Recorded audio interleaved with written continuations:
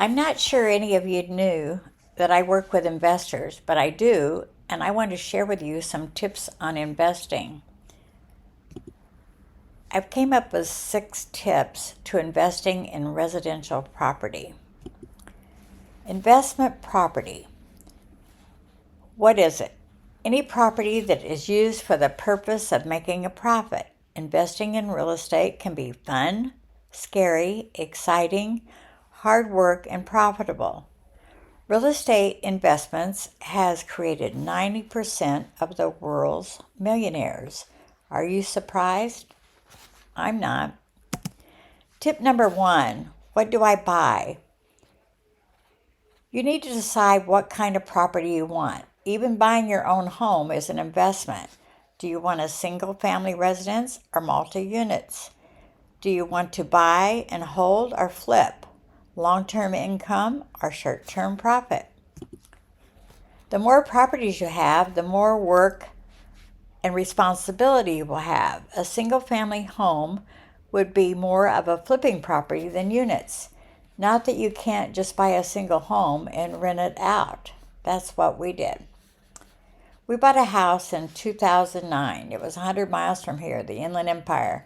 We bought it because our kids needed an affordable place to live. In 2017, they decided they didn't want to live that far from the South Bay because their friends and connections were here. So when they moved back here, we decided to rent the house. The tenants have been there until now. We refinanced a couple of times and took money out. We recently decided it would be a good time to sell because of our ages and the age of the property. It will need some minor and major repairs soon. That is something to think about also, the age of the house and what repairs will be needed soon. But if you can buy units, you can usually get more income.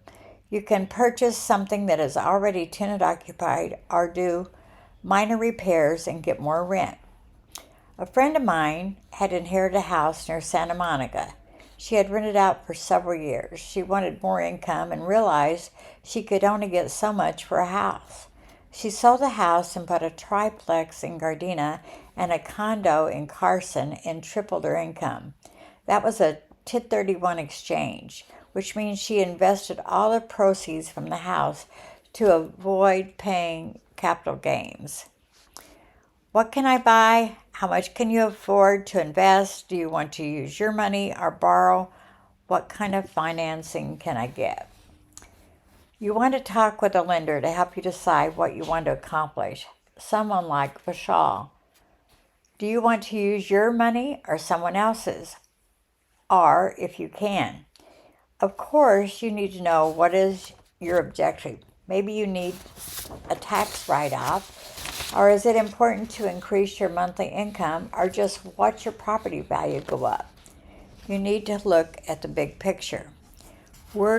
Tip number 3, where do I want to buy? Out of state or locally? Off-market property. Of course, where or what you can buy will depend on your lender and where the money would be coming from. It's a bit of a gamble to invest, but remember 90% of the wealth is from real estate. That's why it's important to do your homework. What is the best for your situation? I understand that out of state you can really get some good deals, out of California. Also, Northern California is still affordable, I think.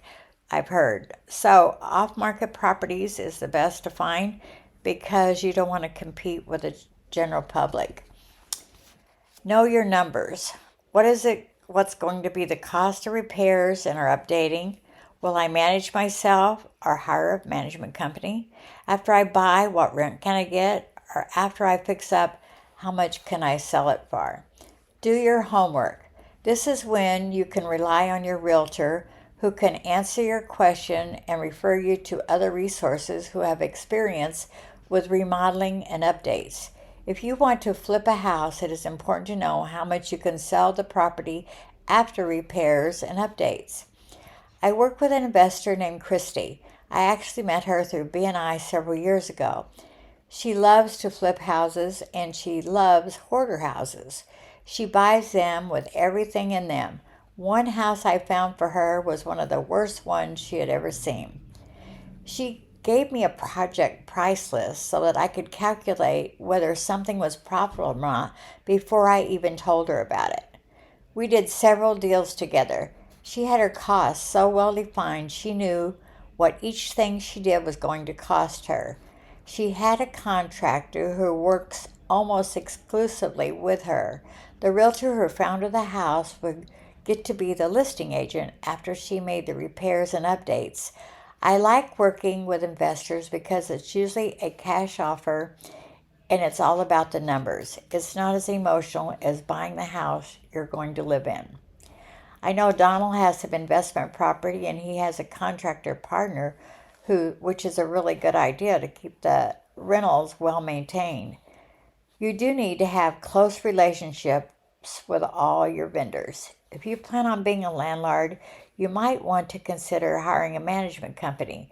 If you want to flip a house, it's important to know how much you can sell the property after repairs and updates and how much you can get for rent. Tip 5, have resources. Are you handy? Well, it might help if you are. The best thing is to find someone you can trust to do some of the work for you. If you are, that is great and would be a benefit. If not, you need to find someone who would do a good job and you could depend on. Who's going to do the work? What and who am I going to need to do the work? Tip number 6, have a plan and a timeline. Time is money. It's important to have a plan with a timeline. I worked with an investor who lost a lot of money because he took too long to fix a house to flip. By the time he finished, the market had changed. He had a loan, so the house went into foreclosure. He took a year. That was way too long. About 4 to 6 weeks is good. The faster, the better. After hearing about the good, the bad, and the ugly, are you ready to invest in property? If when you're driving around your neighborhood and you see a house that stands out because it's very run down, take a picture and give me the address and I will do the rest. This is a very simplified version of investing, mostly based on my personal experience. I hope you enjoyed my presentation. I know I enjoyed doing it. This is a quote from the book Rich Dad, Poor Dad. When you read the book, you understand why some people are successful in investing and others just work for a paycheck. The poor and the middle class work for money. The rich have money work for them. I love that one. Here's a picture of my great-grandkids. Hayden is 2, Baker 10 months, their brother and sister, and Ford 18 months. Thank you for listening to my presentation. I hope you enjoyed it as much as I did doing it.